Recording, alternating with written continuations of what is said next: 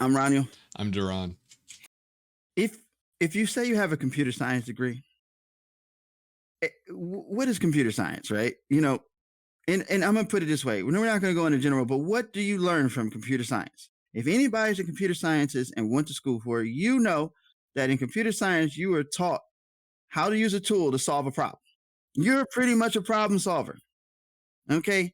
So you should be able to write in any language. You could be able to pick up any language and write to it because they're all the same. There's nothing new.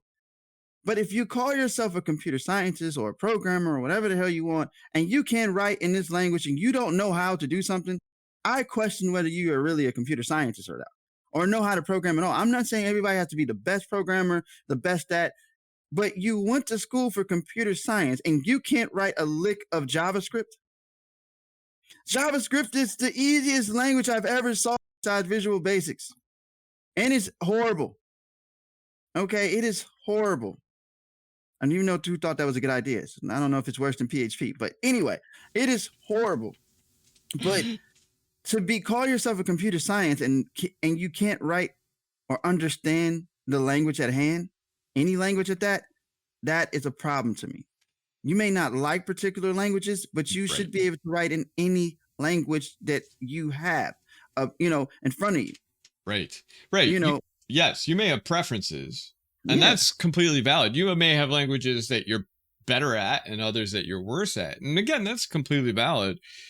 But I mean, that was the big push, was I need to be able to understand the way the hardware works, the way the operating system works, the kernel, all that good stuff.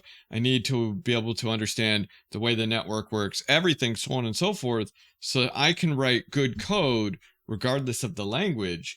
And then all you have to do is tell me what language, and I'll just pull up the API and I will work from that API.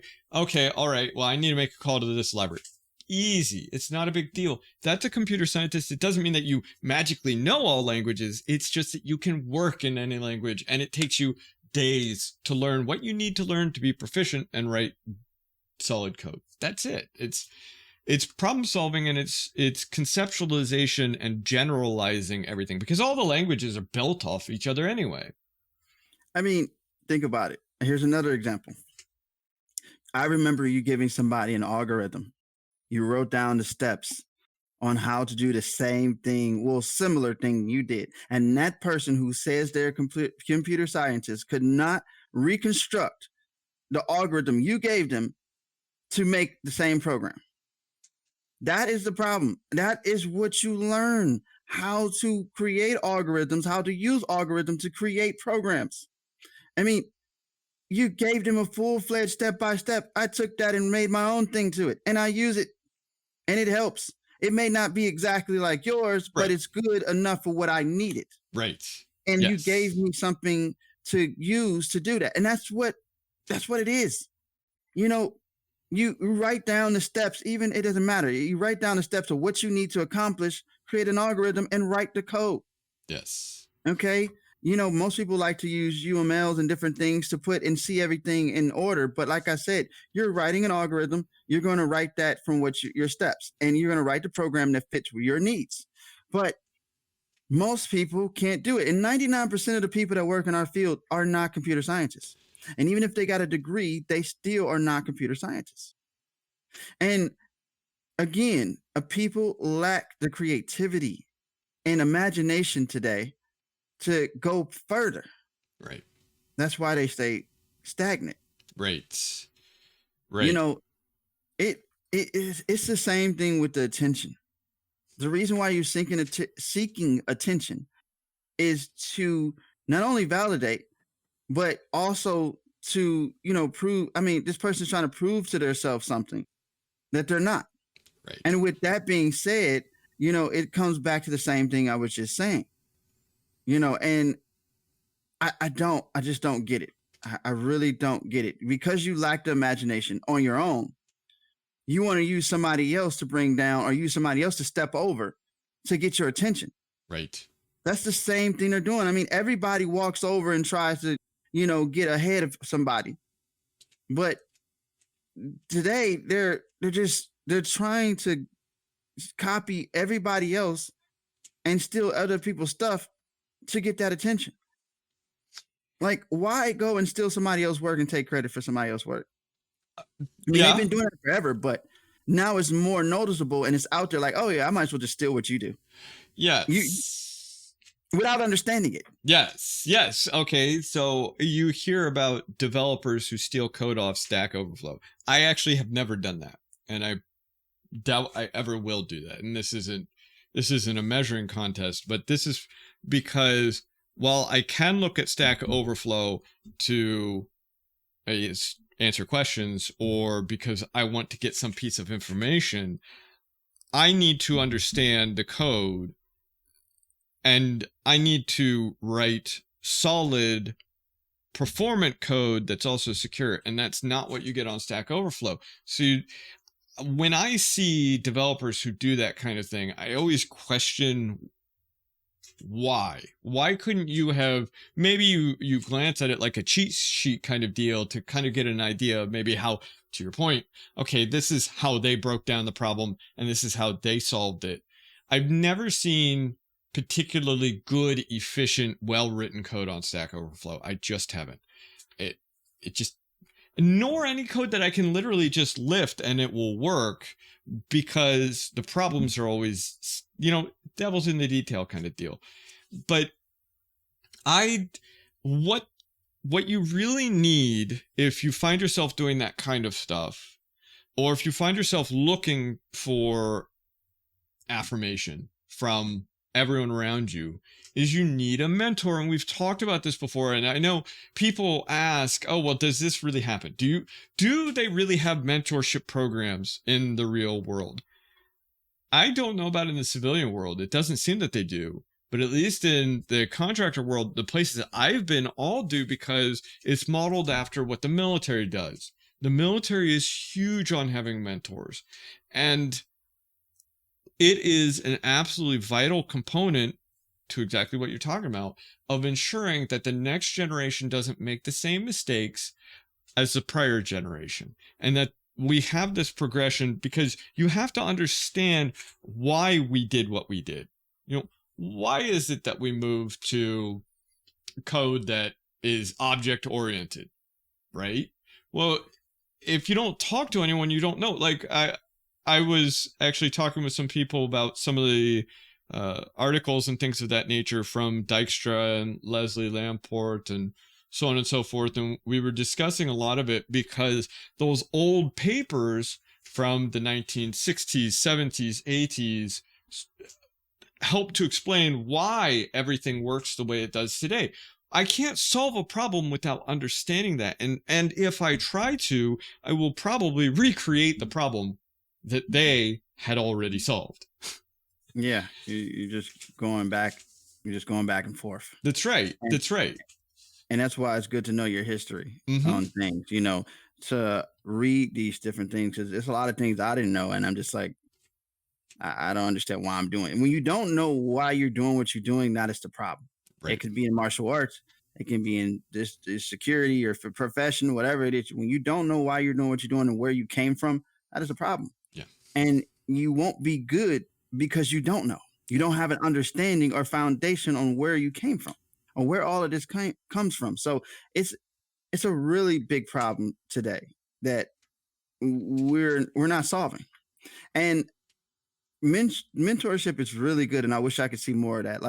Like I said, having good mentors is a great thing, and there's nothing wrong with having a mentor, because to me, you're just as good as your mentor is. Like, if you have a really good one, you're going to be good, but everybody has different skill sets, which is another thing, goes back to not comparing yourself to other people. Okay. We hadn't talked about this before, but okay. For example, even if I want to be on a certain level, like maybe another person, I still can't compare my experiences with that particular person, because their experiences is different. And like I said, you having that mentor who has a different experience and come from a different place than you makes you better. It makes you more rounded and diverse, to me, in whatever your profession is. And it has really helped for me to have a really good mentor than, just trying to wing it on my own. without having more mentor to people to teach you different things and their experiences and what they did wrong and what not to do and how to do this and how to get better, you won't get better. And I think a problem is that they don't like criticism. They Yeah. don't like critique. There's nothing wrong with critique. It's how you do it. But they don't like criticism. They are sensitive. This world is sensitive to anything you say that they don't like. You tell somebody, example in the security field, you tell somebody, hey, you need to check this first before you do this and before you can call it to something, this severity. And they tell you, well, no, I have to get this out because of this, but you need to check this first. Why are you saying this? Because you've done it, you've been there, you made that mistake, if or any, or seen people make that mistake. And it's telling that person, don't do that because this is going to hurt you in the end. Yeah. And yet that person wasn't going to listen until you kept coming harder on him about it. But he was very sensitive about the details of it because they can't accept your criticism. They believe they know what they're doing. They know more. You don't know what you're talking about. They're not idiots. It's not about you being an idiot or not knowing what you're doing. It's the fact that you don't have the experience and knowledge to know what's going on here. You don't know why you're doing what you're doing. You don't know how to do it, but you're telling me that you need to give this to somebody, and I know that they're going to smack you down on it. And then you're going to come back and complain about it because you're so sensitive about the issue at hand. Right. And it's like, why? If somebody's reaching out to help you, why would you want to lay on the ground? Right. If you fail and you lay down and you couldn't get up, but somebody's reaching to help you, you mean to tell me you're not going to let them help you? You want to stay on the ground and stay there with the dirt, the rats, the animals, the cats, the dogs, the bugs, but you don't want nobody to pull you out and show you the way. Right. They are in darkness. They don't want anybody. They don't want a mentor. They don't want to hear anything you got to say because they know better than you do. They're definitely strong personalities that are very much that way. We unfortunately know a few personally, professionally, who are like that. And I think the other component that really puts a damper on all of it is the commercial world doesn't seem to want to implement mentorship. For example, I have implemented a mentorship program in every company I have gone to that didn't already have one. And that's actually a number of organizations at this point. And it takes some doing, but what you'll see is in the commercial realm, they don't want to pay for it. I sat there and I've said, for example, where I worked within the government, you would send 2 of every animal.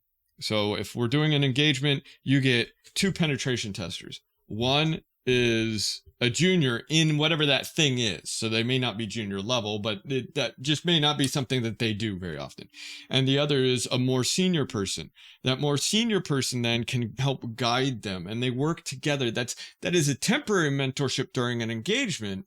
You don't see that in the commercial realm very often. But the other thing is to have that permanent mentorship, but you don't see that in the commercial realm either, because in the commercial realm, they say, oh, I don't want to pay DaRon to have 30-minute weekly meetings with his mentees. I don't want to pay Roniel to have 30-minute meetings with his mentors and mentees. Well, why? Your organization is not going to grow and improve, and it will continue to be siloed. And that's what you see instead in the commercial realm. It will be siloed because people aren't reaching out to one another, which causes people to seek affirmation in places they shouldn't and in ways that they shouldn't. And when you see that, it makes everyone unhappy. When you come off as being braggadocious and you're constantly, oh, I just did this, this, and this. I don't publicly talk about the exploits in our meetings that I do, right? I don't know why other people do. I don't know either. Like it makes no sense. But people, they need that attention. And that's the only way they're going to get that attention. And I just don't like that. Like, I would love to see, like we just said, I would like to see things get better. And even in our field, it's not getting better. And the talent is not getting better. And that goes back to what we're talking about. Right. In order to get good, talented people, if you're not going to pay the people, you gotta train the people. Right. You gotta find people that are good at what they do, pay them, and have them mentor these people. Put people with mentor. Like when I was a developer, you newly coming in, you had a mentor. Now it doesn't mean that mentor was great, because just as what you were saying, my mentor was like, back over and just pick it out and make it work. Yeah. And I'm like, what? I was told that was a no-no. So, I was giving a mentor.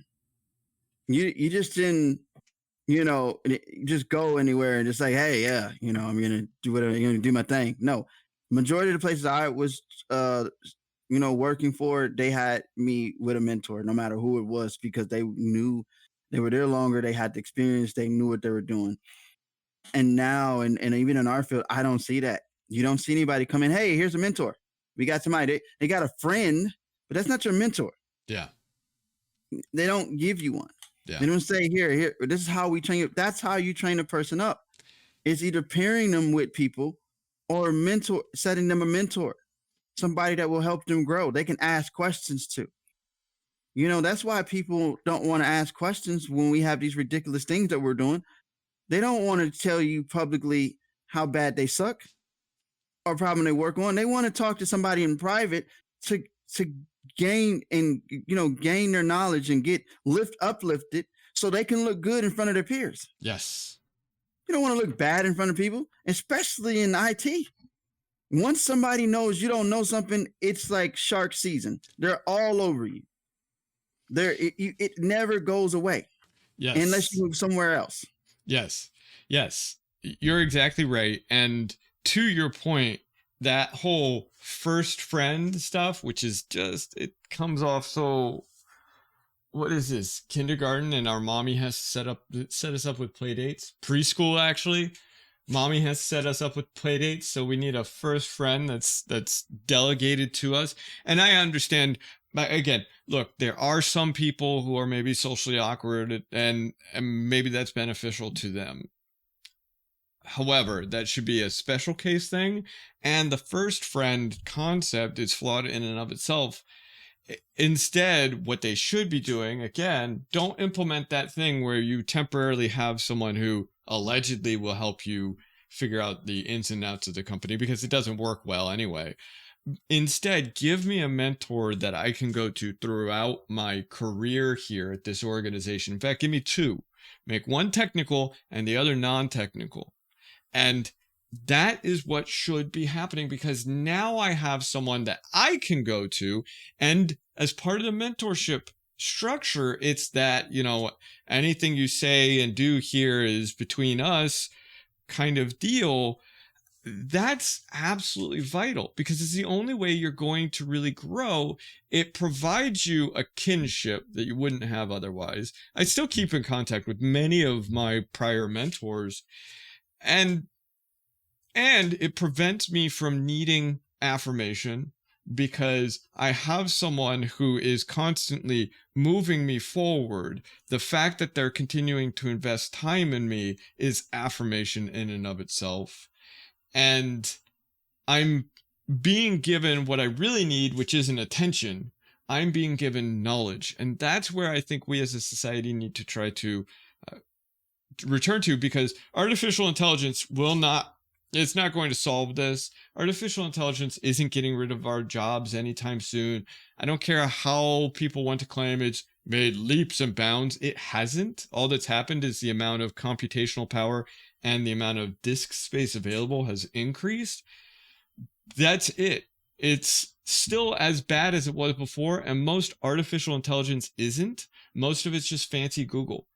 But that's its own discussion for another time. Having a mentor is a good thing. And if you have one, listen to that person, because you don't know everything. And obviously they've been through it and know what to do and not to do. And that's just like your parent. Your parents are there to guide you. They're trying to stop you from making the same mistakes they did. That's what the mentor is trying to do. Stop you from making the same mistakes so you can elevate your career. Right. Or don't make stupid mistakes if it's not a technical thing, so you don't end up in jail or somewhere else that you shouldn't be. Yeah. Like, we need to stop thinking we know everything and go back to wanting to learn. Right. Right. Like that's what we need to do. But until then, I don't think that's going to happen. But this is our time for today. I'm Roniel. I'm DaRon. And if you haven't already, please like, comment, and subscribe to our channel for more episodes like this one. Until the next time. Have fun. Have fun.